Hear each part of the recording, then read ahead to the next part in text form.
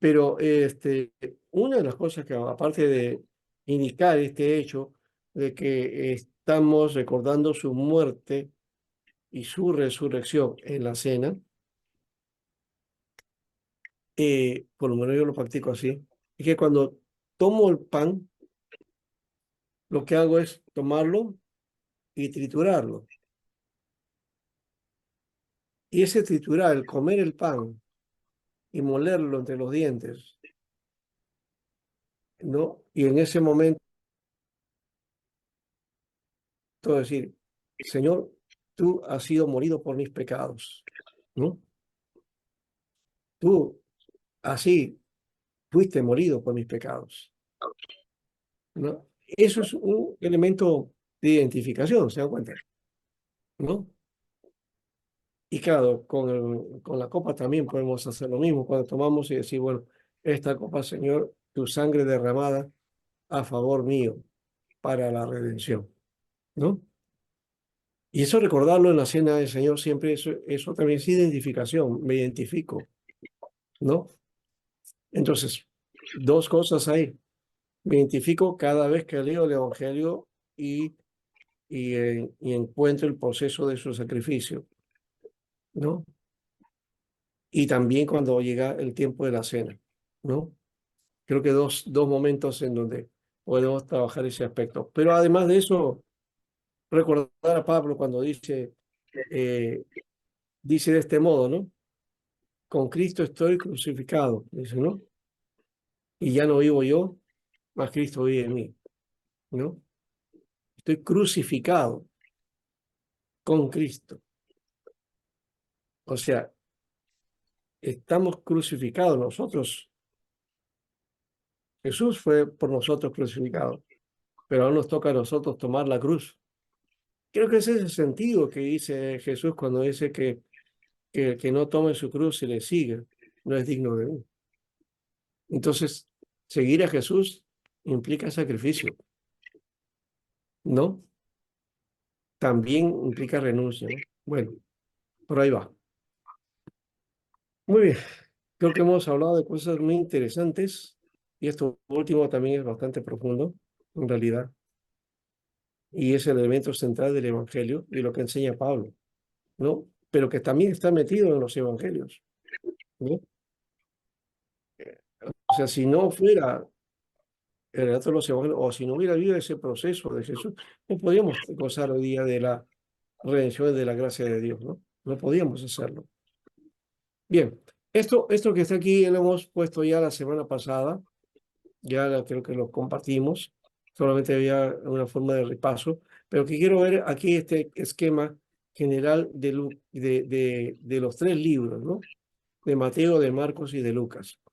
Estos son los elementos base de la vida de Jesús. Relatos de infancia, la actividad en Galilea, camino a Jerusalén, la acción en Jerusalén, pasión y resurrección, ¿no? Eso son, digamos, los eh, eh, 5 momentos en que podemos esquematizar, ¿no? Los evangelios. Mateo por lo menos nos da, y Lucas, los relatos de la infancia, ¿no? A estos relatos de la infancia se le conoce como el Evangelio de la infancia, ¿no? Son los 2 primeros capítulos, justamente, ¿no? Mateo y Lucas. Pero cada uno da una mirada de ese momento, ¿no? Mateo da una mirada y pone a José como un protagonista. Lucas da otra mirada y pone a María como protagonista, ¿no? Eso son 2 visiones de los momentos. O sea, qué cosa vivió José en todo este proceso y cómo experimentó María, ¿no? Este aspecto de, de la anunciación y el embarazo, ¿no? ¿No? Y el nacimiento. Bueno, y también de hecho hay otros personajes que aparece. Lucas apunta ahí a Zacarías, por ejemplo, porque habla primero de Zacarías y del nacimiento de Juan. Eso es otro añadido anterior, porque sabemos que Juan el Bautista nació medio año antes que Jesús, ¿no?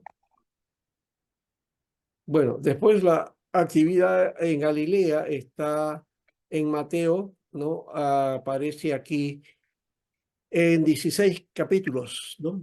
En Marcos hay 9 capítulos, ¿no? Y en Lucas tenemos 7 capítulos, ¿no? De estos momentos. El de Mateo parece más largo, ¿no? Hay más detalles. El de Marcos es más sintético. Y Lucas mm, tiene también más o menos un espacio, ¿no? Ahora, luego el hecho del ministerio de Jerusalén, Mateo 19 al 20, Marcos es 10 solamente, y Lucas 9 al 18. Acá sí hay más elementos entre Lucas y Mateo, ¿no? La acción en Jerusalén, ¿no? También encontramos acá, capítulo 21 al 25, en Mateo, y Marcos es del 11 al 13, y Lucas 19 al 21, ¿no? Y la pasión y resurrección, aquí en los 3 primeros o los 3 últimos capítulos de Mateo, en Marcos también 3 capítulos últimos, y también en Lucas los 3 capítulos últimos, ¿no? En eso los 3 coinciden, ¿no? 3 capítulos que cada uno eh, desarrolla, ¿no? En cuanto a la pasión y la resurrección de Jesús, ¿no? De Marcos hemos hablado del capítulo 15 hoy día, por ejemplo, ¿no? Que está en este caso. No hemos hablado del 13, que es un capítulo escatológico, ¿no? Al igual que el caso de capítulo 24 y 25 de Mateo, ¿no? Son mensajes escatológicos, ¿no? Muy bien, entonces aquí tenemos este esquema que ya nos da un acercamiento, ¿no? Del relato, una síntesis, ¿no? De los 3 y los temas que nosotros podemos trabajar también ahí en esas divisiones, ¿no? Muy bien. Ahora, el Evangelio según Juan con respecto a los sinópticos. Vamos a hacer, esto ya es una especie de plus, ya hemos acabado de alguna manera todos los 3 evangelios, ¿no? Incluyendo esa parte de estructura, ¿no? Es importante. Bueno, Javier tiene su audio abierto. Ya. Ahora,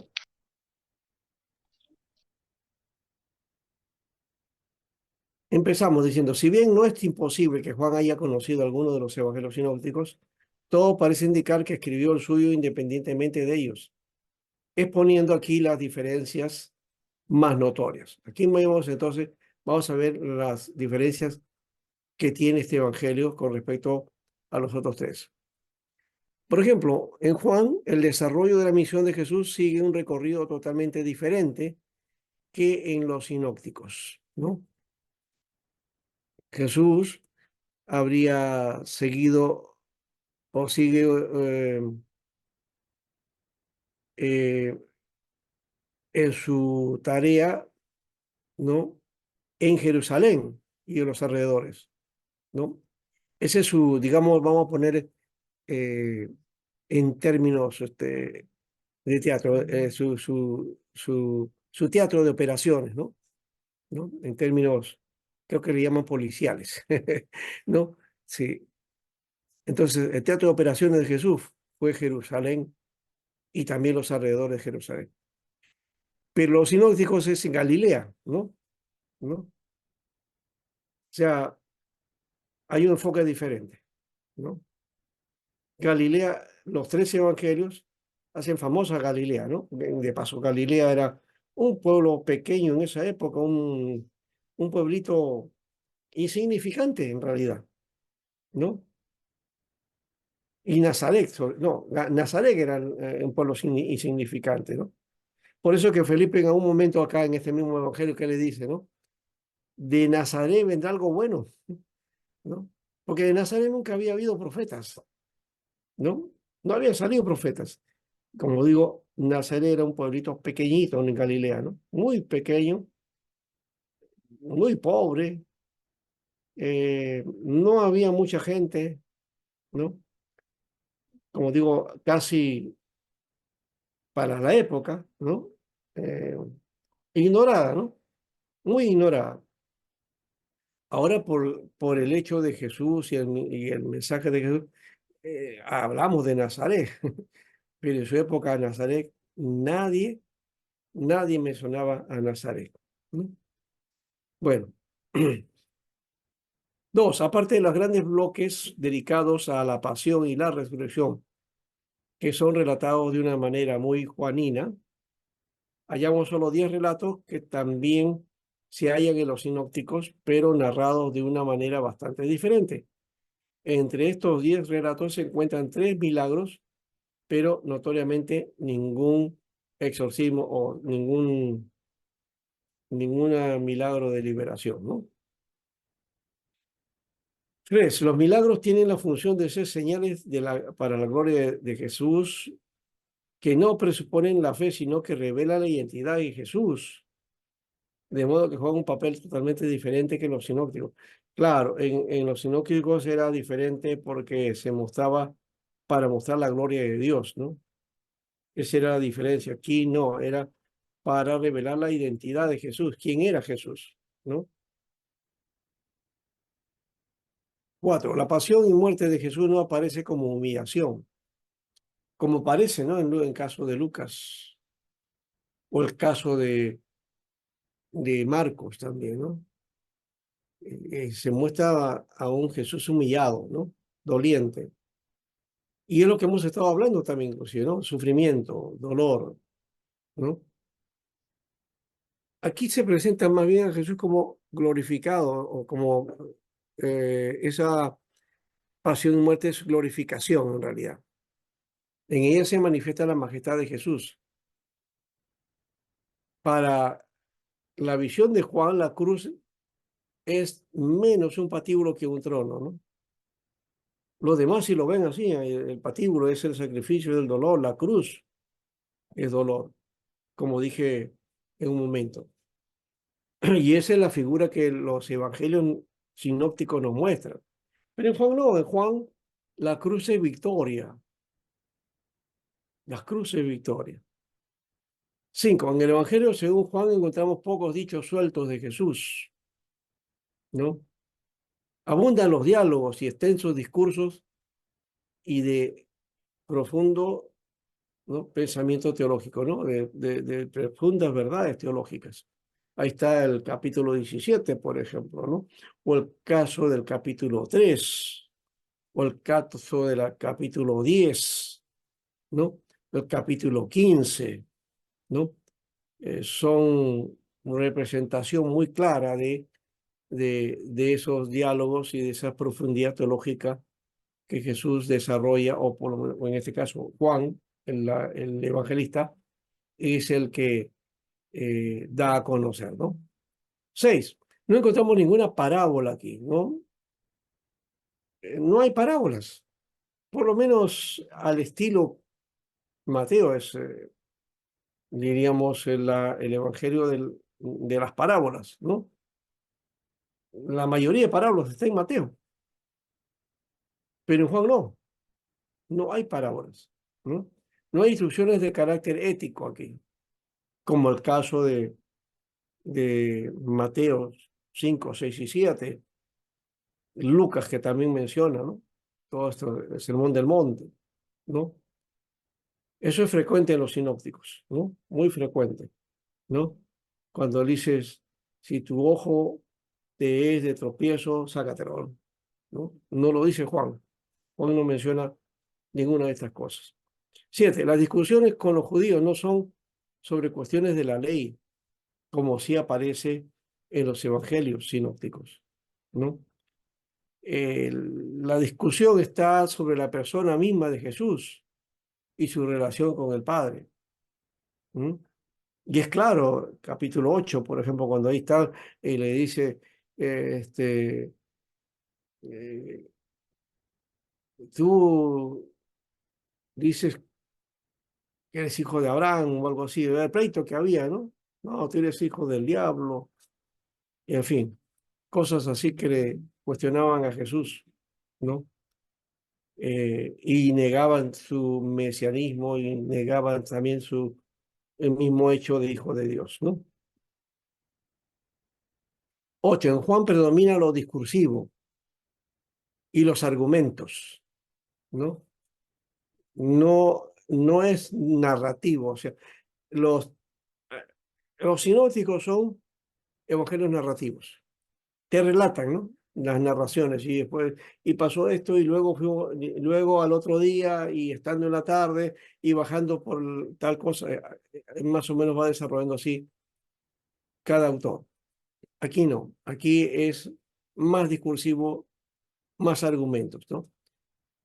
Además, Jesús habla con un tono y una profundidad que no hallamos en los sinópticos, ¿no? Eh, Hay una mención, dice, que habla como un teólogo. No es tanto, creo, de esa manera, pero sí hay una profundidad teológica.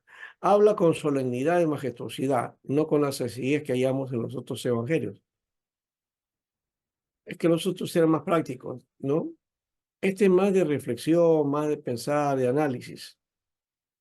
Podría decirse que el Jesús que habla y actúa en Juan es el Señor glorioso, no es el Maestro de Nazaret. El Maestro de Nazaret es la figura de los evangelios sinópticos. Ya ahí nos damos una característica de Jesús, ¿no? El Maestro de Nazaret. ¿No?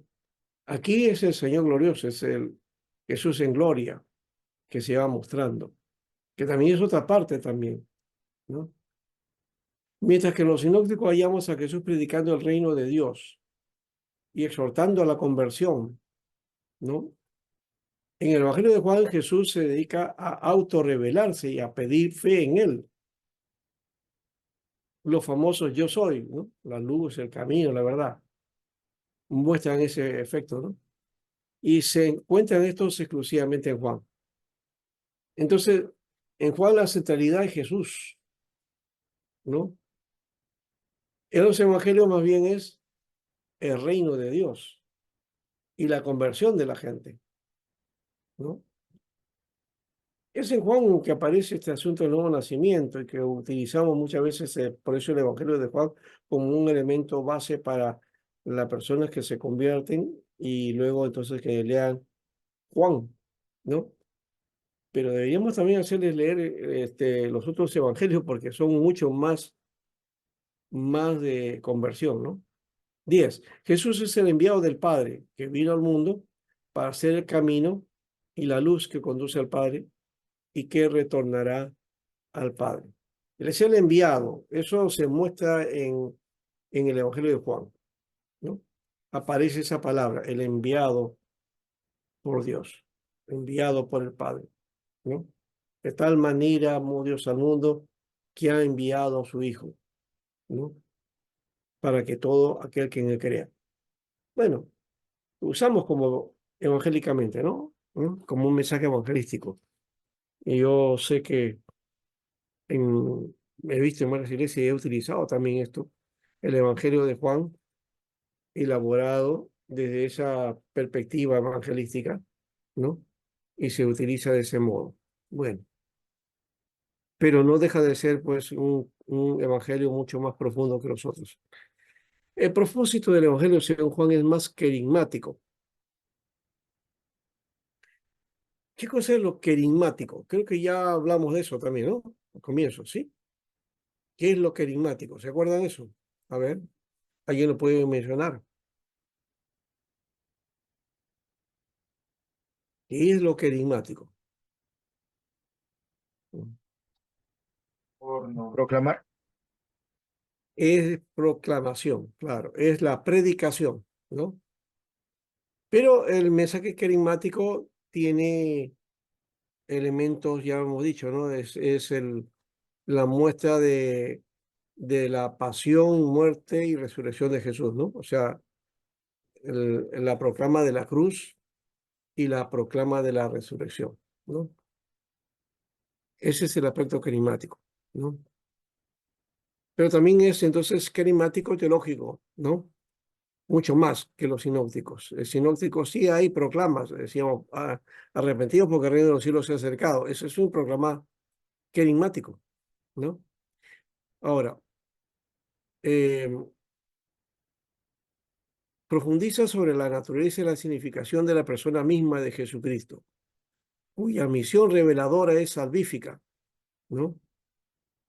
Esa reveladora salvífica fue escrito para que crean que Jesús es el Cristo, el Hijo de Dios, y para que creyendo tengan vida en su nombre, ¿no? Capítulo 20, versículo 31. Para eso fue escrito, para eso fue dado y elaborado, ¿no? En ese sentido lo utilizamos, digamos, como un modelo para evangelización, ¿no? Se ha querido explicar la diferencia entre el Evangelio de Juan y los sinópticos, afirmando que en Juan se preservan los discursos que Jesús dirige a los letrados y sabios de su tiempo, mientras que en los sinópticos se habrían reservado las relaciones que Jesús tuvo con la gente sencilla, lo que demuestra una concepción de los evangelios como biografías. Pero ya hemos dicho también al comienzo de que ninguno de los evangelios puede ser tratado como biográfico. No son biografías de Jesús. No tienen la característica de biografía. De hecho, estos evangelios contienen algunos datos, ¿no? Y es lo único que tenemos en cuanto a Jesús. Fuera de los evangelios no encontramos nada acerca de él. Y ese también es un elemento que se ha analizado. Hay movimientos desde antiguo, de siglos pasados, tratando eh, de analizar e investigar los hechos acerca de Jesús, ¿no? Y hallar lo que se llama el Jesús histórico, ¿no? Que no son los evangelios que muestran eso, ¿no? Y hay pocos datos, que está ahí Flavio Josefo, que algunos dudan de la vericidad o digamos la autenticidad de lo que él escribe, porque dice que eso es documentos que pueden ser, que se han incluido posteriormente o en ediciones posteriores de Flavio Josefo, y que hablan acerca de Jesús. Plinio el joven también, Plinio el viejo también, que hablan acerca de Jesús, ¿no? Bueno, de todas maneras, estos movimientos acerca de Jesús histórico, desde el caso de Albert Schweitzer, o también del caso de los seguidores de Rudolf Bultmann, ¿ya?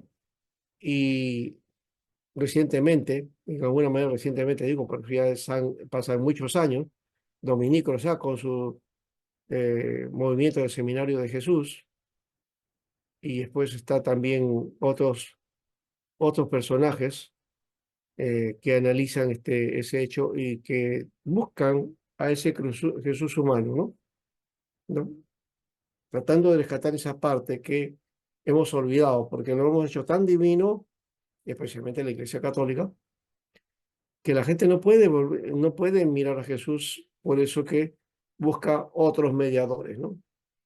Cuando la Biblia dice que Jesús, que entre Dios y los hombres hay un solo mediador, ¿no? Jesucristo hombre. ¿Cómo es ese Jesucristo hombre? Ese es la búsqueda del Jesús histórico hasta ahora, pero que los evangelios nos dan una concepción, ¿no? Más o menos de ese Jesús. Por lo menos Lucas trata de darle un sentido de lo humano que pudo ser Jesús, ¿no? Eh, pero son simplemente visiones de estos autores que hay que verlo en conjunto en todo caso, ¿no? Para describir a Jesús en realidad. Pero hay que reconocer que no son biografías. No tenemos el día ni la hora en que nació, ¿no? Tenemos al día y la hora en que murió, sí, ¿no? A la novena hora mencionó nuestra hermana Adi. Que de paso Juan, Marcos está hablando ahí de la forma de digamos, de la marca de las horas, ¿no? Marcadas por los romanos, ¿no? La novena hora. Para algunos esta era la sexta hora, creo, ¿no? Si no me acuerdo, también ahí hay diferencias. ¿Por qué? Porque el modelo del mundo hebreo tiene otra connotación diferente que el modelo de los romanos, ¿no? Entonces, por eso que hay esas divergencias, ¿no? En otro texto dice que es a la tercera hora, ¿ya? Entonces, es diferente desde esa perspectiva la forma de contar la hora en el día, ¿no? La versión romana y la versión hebrea. Bien, sin embargo, es notorio que Juan, en el tono y profundidad de las palabras de Jesús, se muestran sin los mismos, indiscriminadamente de a quienes se dirige, ¿no? Juan Bautista habla de este evangelio exactamente como lo hace Jesús, y el tono de profundidad y la majestuosidad de Jesús, Juanino, son rasgos que el redactor le ha dado al personaje de su obra, ¿no? Es el autor que le ha puesto ese rasgo, esa característica. Otros han querido explicar la diferencia suponiendo que el Evangelio según Juan es un esfuerzo por complementar los sinópticos. Y hay quienes hablan de un propósito de corregir o de profundizar aquello que los sinópticos narran. Sin embargo, ambas explicaciones no consideran que, por un lado, el Evangelio según Juan no presupone que su público está familiarizado con los sinópticos. Juan es una obra completa en sí misma que no hace alusión a los sinópticos. Por otro lado, no hay oposición entre Juan y los sinópticos. No hay oposición entre Juan y los evangelios sinópticos, ¿no? Se trata del mismo Jesús, pero visto desde otro ángulo, ¿no? Entonces, los tres parecidos, bueno, de un ángulo en donde la posición también tiene que ver, porque cada uno le da un matiz, pero generalmente está hablando de la misma, de los mismos eventos, de las mismas situaciones, ¿ya? Es Juan que relata desde otro aspecto, ¿no? Y es otro ángulo también, ¿no? Y otro ángulo que posiblemente no haya captado, en este caso, los evangelios sinópticos, ¿no? Además de esto, es que hay una intención, ¿no? Ya hemos dicho, los evangelios sinópticos apuntan al ministerio en Galilea, Galilea y Perea. En cambio, el evangelio de Juan muestra el ministerio de Jesús en Judea, en Jerusalén. Entonces, desde esa visión, desde esa perspectiva, va a ser diferente, pues, porque los relatos que se dan en Judá son diferentes de lo que se da en Galilea, ¿no? No pueden repetirse, no puede ser lo mismo, ¿no? Son otros acontecimientos, otras situaciones, otros personajes, ¿no? Por ejemplo, en el caso de Juan, la familia de Lázaro y Betania, por ejemplo, es un centro muy importante ahí, ¿no? Cada vez que Jesús iba por esos sectores, Betania era su lugar de descanso, ¿no? Entonces, eh, de hecho, que va a relatar, pues, una visión diferente porque el espacio también es diferente. El espacio, el lugar, ¿no? De donde hace el ministerio es diferente. Bien. En síntesis, el Evangelio, según Juan, fue compuesto en función de su propia situación vital, ¿no? Tanto del autor como de su comunidad. No en función de los sinópticos como una comprensión del acontecimiento de Jesús y su significación profunda que son propios a este escrito, tan propios que los sitúa aparte. El Evangelio según Juan es más evangélico de los cuatro, el que más profundamente nos pone en contacto con la revelación divina en Jesús y a través de él. Por eso se utiliza este Evangelio de esa perspectiva. Pues, por ahí debo tener de esos Evangelios antiguos solamente en una cartilla el Evangelio de Juan y dividido ahí con ciertos versículos, ¿no? Para guiar a la persona, ¿no? En un evangelismo usando el Evangelio de Juan, ¿no? No sé si ustedes han visto ese material en algún momento. ¿Mm? ¿Les ha llegado algo así? ¿Mm? un material del Evangelio de Juan, de corte evangelístico.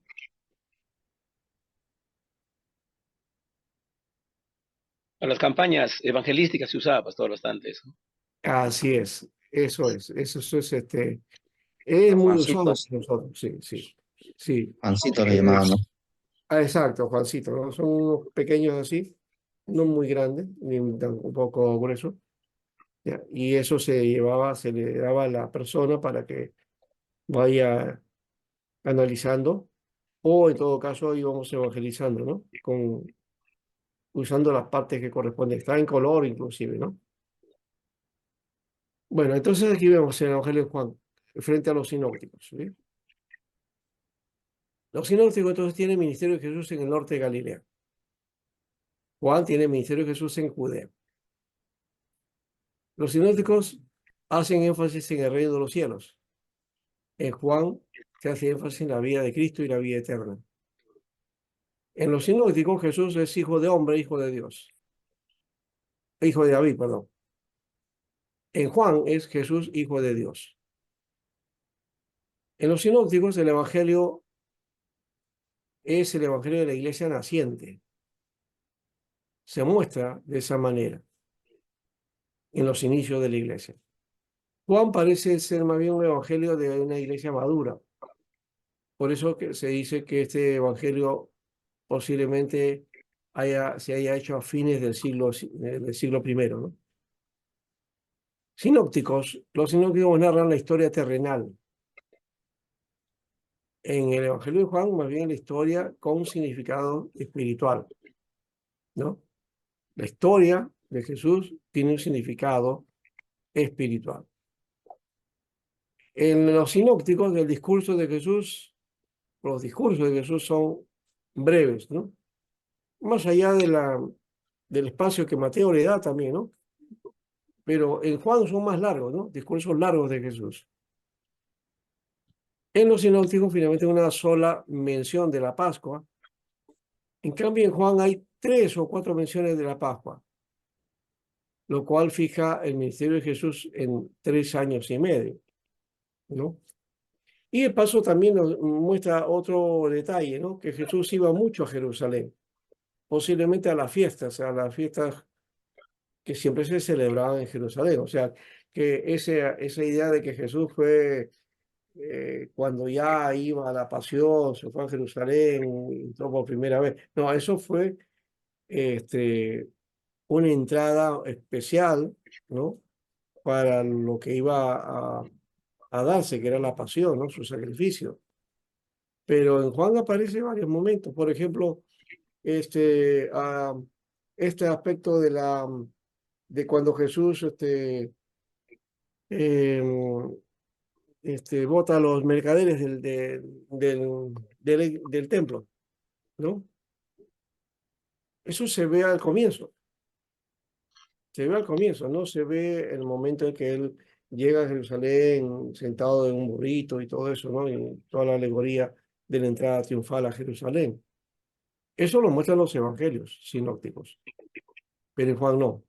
En Juan se muestra entonces a Jesús antes, ¿no? Haciendo, haciendo ese hecho de limpiar el templo del Señor. Bien, y aquí está entonces este otro cuadro que nos da aquí nosotros, entonces, los detalles de Marcos, Mateo, Lucas y Juan. En cuanto a Cristo, Mateo se muestra rey profetizado como Mesías y dador de la ley. Marcos es el siervo obediente, obrero, fuerte y conquistador. Lucas, el amigo del hombre, y se muestra como el hombre perfecto. En Juan es el Hijo de Dios, el divino Hijo. Las palabras claves en Mateo, reino cumplido. En Marcos, esta palabra es muy recurrente, inmediatamente, la acción, ¿no? Inmediatamente. Lucas es hijo del hombre y en Juan es creer. En cuanto a quién era dirigido estos evangelios, Mateo es a, a gente judía. En Marcos es a gente romana. A Lucas es a gentiles, ¿no? A griegos. Y Juan es universal, ¿no? Es a todos. En cuanto al estilo literario, Mateo se muestra como maestro. Marcos se ve a un Jesús más popular. A Lucas es un escritor, ¿no? Y Juan es un teólogo. Eventos saltantes. Mateo está los discursos, ya hemos dicho, ¿no? Los discursos. En Marcos, los milagros, las sanidades. En Lucas, las parábolas, ¿no? Y en Juan, la enseñanza, ¿no? La instrucción, la doctrina. Tema saltante, Mateo, la ley y el reino. En Marcos es el poder.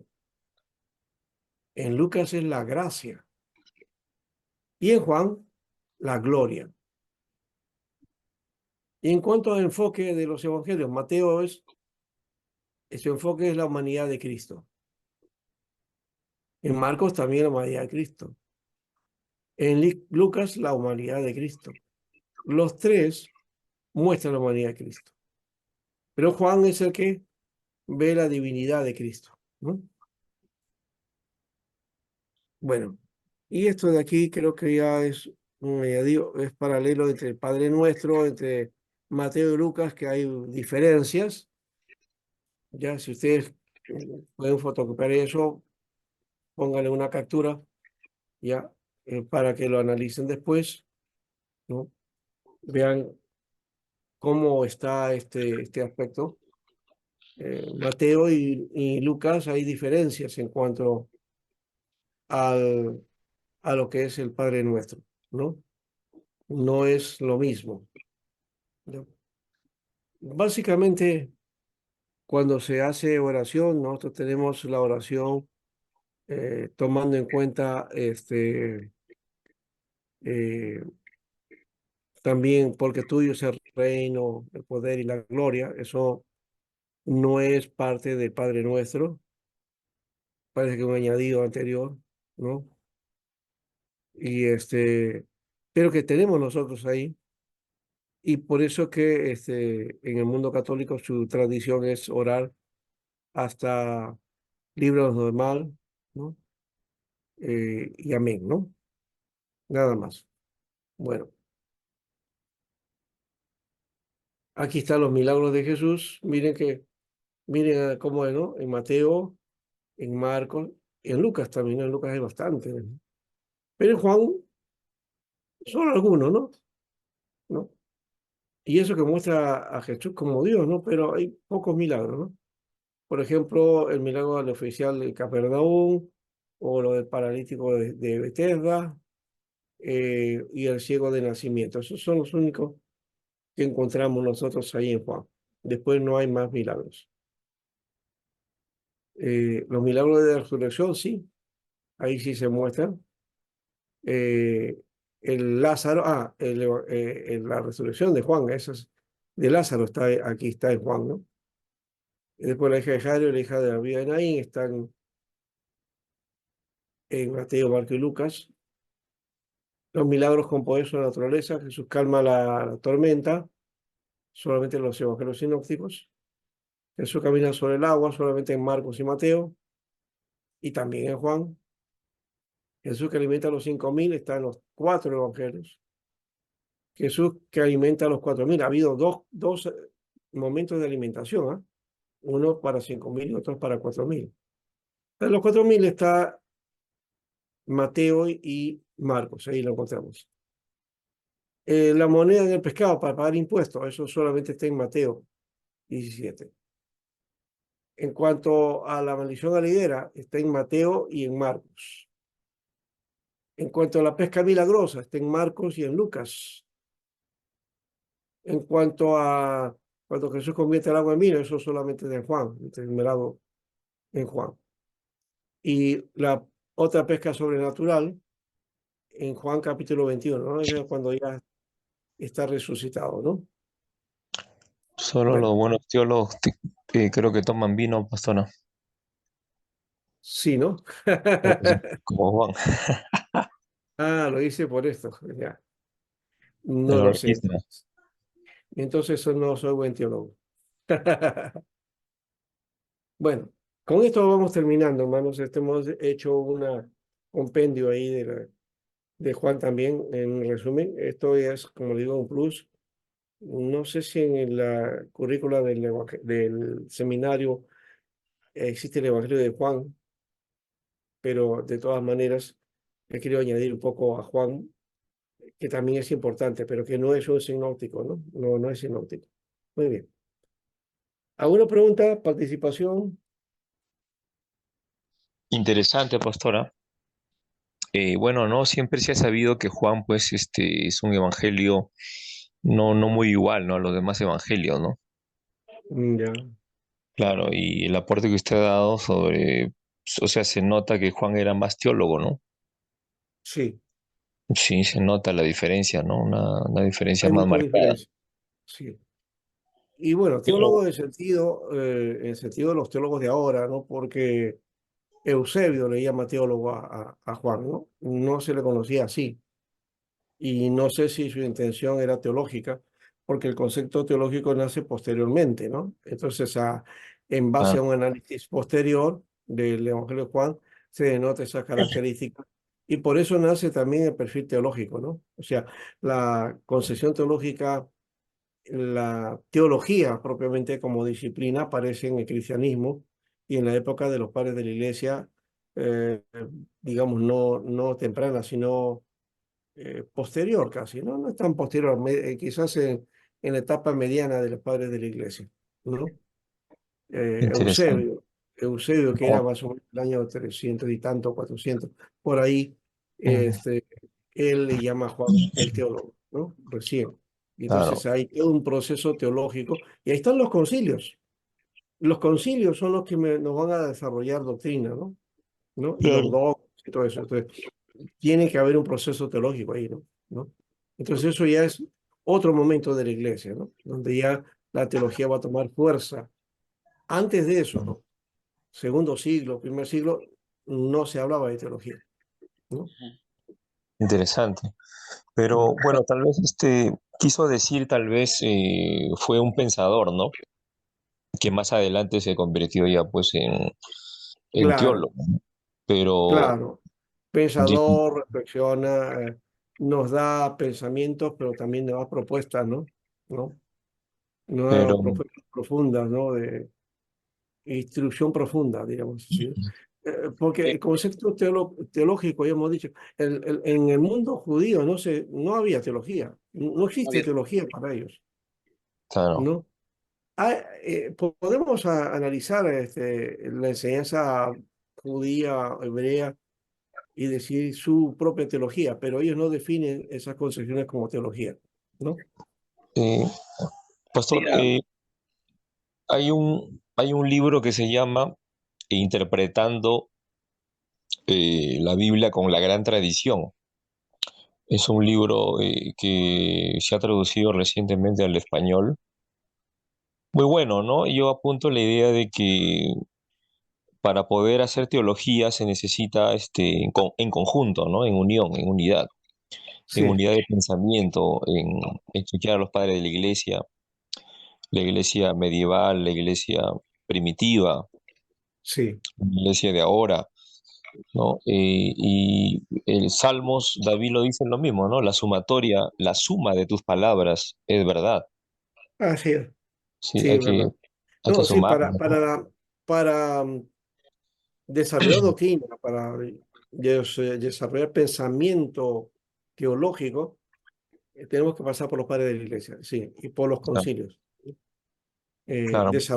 Esa parte no la desarrollamos nosotros en el mundo evangélico, casi es olvidado eso, ¿no? Vivimos de la teología sistemática, nada más, y tal como lo recibimos, lo aceptamos, pero en este proceso, eh, conocer a Agustín, por ejemplo, ¿no? Claro, sí, ¿No? tiene, O posteriormente a Tomás de Aquino, ¿no? claro, Sería interesante. interesante, sí, desarrollar eso. Pero ya creo, eso puede ser. para otra etapa o de repente en maestrías o doctorados o simplemente en un estudio de investigación que nace digamos, de la propia iniciativa del estudiante ya en el ministerio, ¿no? Podría ser. Porque a veces Claro, el eso ministerio fue, no nos permite, ¿no? No sé por qué decimos que el ministerio no nos permite desarrollar estudio, porque estamos abocados a la pastoral y ahí claro, estamos cometiendo un error, porque el pastor debe ser un estudioso. claro, claro. Pero Debe ser, es un enfoque debe, que Jesús lo planteó al comienzo. sí, O sea, Jesucristo dijo que debemos estar unidos, ¿no? Debemos sí, amarnos. O sea, y sí, debemos permanecer en unidad, dijo el Señor Jesucristo, ¿no? exacto. Entonces, Ya. por ahí viene la unidad Y de tener la pensamiento, ¿no? palabra, no la instrucción, ¿no? Sí, Claro, estoy. Muy bien, interesante. hermanos, gracias. Sí, pastor, Gracias. y quería decir algo al respecto. Sí, Ya, rapidito nomás, ya estamos en la hora. ¿cómo se llama con respecto a la palabra teología, teólogo? Eso aparece, pues, no se ve en los padres de los concilios, no se ve eso. Mi Eh, idea es, debemos retomar a la palabra, debemos irnos a la fuente, porque se está cayendo mucho en lo que es en teología, ¿no? En teología y teología, y a veces damos más prioridad a un Bercor, a un Schaffer, que ir a la misma fuente de la palabra. Ya, ya. Pero eso Hay- que usted está diciéndome tiene que ver con la tradición, si no, perdón, de la teología sistemática. Cuando estamos hablando de teología, no estamos hablando de teología sistemática. Sí, ahí hay un error de nosotros los evangélicos, que creemos que estamos haciendo teología, haciendo uso de teología sistemática, que ya está elaborada. Está elaborada, claro. La teología no es teología elaborada. La Exactamente. teología, el proceso teológico lo hacemos en el camino, con la palabra y con la vida, ¿no? Entonces, hay que aprender a hacer teología. Y eso es lo que nos falta y creo que no nos han enseñado. ¿Qué es hacer? Más allá del aspecto del proceso teológico doctrinal que marcaron los padres de la iglesia, que si bien rechazaron esa palabra al comienzo, pero que se valieron de ella posteriormente, y que nos dan los dogmas y las doctrinas, porque las doctrinas son conciliares, ¿no? No vienen de la Biblia, vienen de los concilios. En la Biblia no hay sistematización de pensamiento, no hay. Hay que buscarlo, hay que desarrollarlo, ¿no? Hay que elaborar eso. A ese proceso se llama proceso teológico.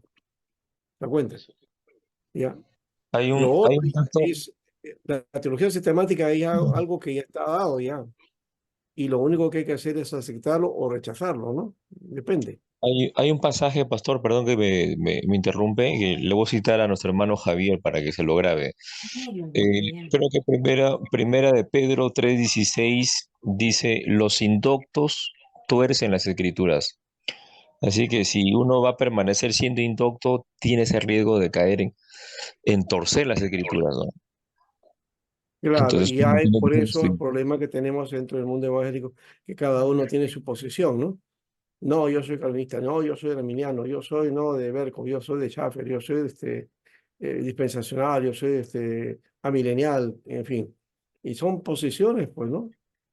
Nada más, puntos de vista que nos diferencia, pero que no debería, si nosotros despejáramos todo eso y comenzáramos a analizar el texto y de ahí sacar nuestra instrucción, ahí estamos haciendo teología, ¿no? Y teología viva, ¿no? Teología eh, que va desarrollando vida, ¿no?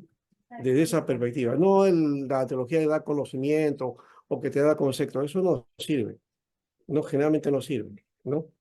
Uno puede tener conceptos, pero si no hay vida, no sirve de nada, ¿no?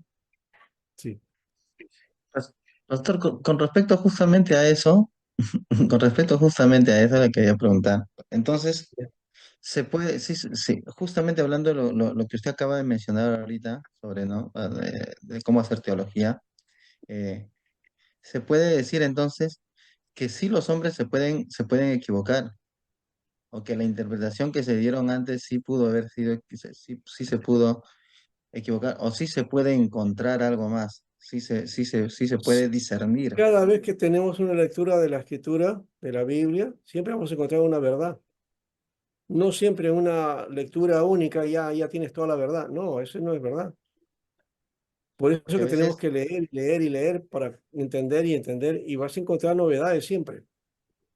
porque a veces ese es el tema que a veces sucede en la iglesia con los pastores, o cuando hay esa tendencia a no decir, no, la palabra ya está hecha, o ya no hay nada más que revelar, ya no hay nada más que decir, y como se dice, abocados más en lo que es teología sistemática, o lo que se ha entendido, y ya no se acepta que de repente puedan haber, lo consideran ellos, ¿no? Como, le dicen una nueva revelación, pero lo confunden eso, ¿no? Y Claro, critican todo lo que venga de nueva revelación. Es que la claro. palabra es una fuente, la palabra en sí es una fuente que emana, pero la teología Exacto, exacto. no va- No es una nueva revelación, simplemente es la revelación que está ahí, ¿no? Pero que no la hemos visto, o que de repente Ah, por nuestra propia experiencia no hemos percibido eso, y en otro momento, en otras circunstancias, sí, como que se nos abre la mente para encontrar esa verdad que no la podíamos entender en ese momento, ¿no? Es lo que dice el Señor a Pedro, ¿no? Lo que ahora yo hago no lo entiendes, más lo entenderás después, ¿no? Entonces, eso creo que es importante trabajar, ¿no? Muy bien, Exacto. hermanos, gracias. Gracias por la inquietud de ustedes también. Y yo sé que quisieran que la clase continúe, pero hemos campanado para las 9 y ya tenemos una reunión también más adelante para programar el siguiente bimestre. Entonces, por ese motivo vamos a cerrar este espacio y gracias por el interés de cada uno de ustedes. Y me han quedado acá a ver 9 exactamente. Voy a ver si es así. Y mirar aquí, a ver. Julio Cristóbal está, ¿no? Sol, ya no está Sol por acá. Jorge Ávila también llegó. Y a mí sí faltó, ¿no? Y a mí no lo he visto. Así es. Y Brian Julio, tampoco Julio, lo he visto. Julio Cristóbal presente, ¿eh? Estaba Sí, apagón. sí, sí, ya lo he visto. ¿Ya? Muy bien, hermano. Ahora sí, todo está, y como dijo el Señor, ha sido consumado. Ah, sí, Yamil está acá. Muy bien, ya, mira, entonces voy a ponerte de nuevo porque yo no había visto, pensé que no estabas. Ya, entonces hay que ponerte en el lugar. A ver. Bueno, es que he escuchado participar a varios, pero no a todos, ¿no? Entonces por ese motivo es como pensé que no estabas, Yamil. Entonces solamente como llegaste tarde, tarde. Eso sí, tardanza. Ya, pero está presente. Muy bien, gracias. Quiero saber a ver si Sol está acá o no está solo. A ver, Sol, aquí está anotado, pero no sé si está presente. Ya, muy bien, pon tu cámara. Y a ver quién puede cantar. Adi, cántale, dirígenos en un feliz cumpleaños. Un feliz cumpleaños para Sol. Ya. Y un feliz cumpleaños. Un feliz cumpleaños. ¿Ya? ¿Sí o no? ¿Ya? Sol, déjase ver la cámara, por favor, Sol. Dice que no puede por el asunto de internet. Ah, ya, Bueno, perfecto. sí. Pero un saludo, Sol, de verdad. Ah, sí, dice que nos escucha. Ya. A ver si todos abren su micrófono y cantan, pues, ¿no? A ver. Quiero escuchar el feliz cumpleaños. Sí, claro, por lo menos ahí, ¿no? Un feliz cumpleaños, Cristo te dará. Todos te deseamos Deseamos la la felicidad felicidad y y rogamos oramos todos todos por un día por Por un un día día feliz. feliz. Que Dios Que te Dios te bendiga, bendiga, ahora y ahora y siempre. siempre. Amén. Amén. Salió medio caído, pero ahí está.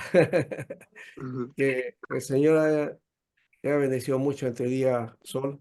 Vamos a orar. Padre bendito, gracias, Señor, por este tiempo y también por el compañero de Sol que ha sido ayer y que Señor gratamente la has bendecido. Gracias por su vida y también por sus estudios, por la carrera que ella terminó, Señor. También a Adi, que también ha terminado su maestría. En fin, a todos los que han ido avanzando y procesando también, esperamos, Señor, que tú también así bendigas a cada uno y especialmente en el ministerio y en esta tarea de desarrollo del ministerio en el seminario y esperando que en su momento también lleguen a culminar y puedan estar aptos para el ministerio y para las tareas que correspondan. Gracias, Señor. En el nombre de Jesús cerramos este espacio también, bendiciendo tu nombre. En el nombre de Cristo Jesús. Amén. Muy Amén. bien, gracias, gracias. Ya, Dios le muy bendiga. bien. Muy Sí. Día, pastor. Bendiciones. Por ahí ha salido más o menos el canto, ¿no? Hubiéramos puesto Sí. una pista y eso hubiera sido mucho mejor. Pero ahora sí, gracias, hermanos. Gracias, Bendiciones a pastor. ustedes y Oraciones. nos estamos viendo en otro curso para la Sí. siguiente. Ya, Gracias, pastor. Gracias, compañeros. Bendiciones.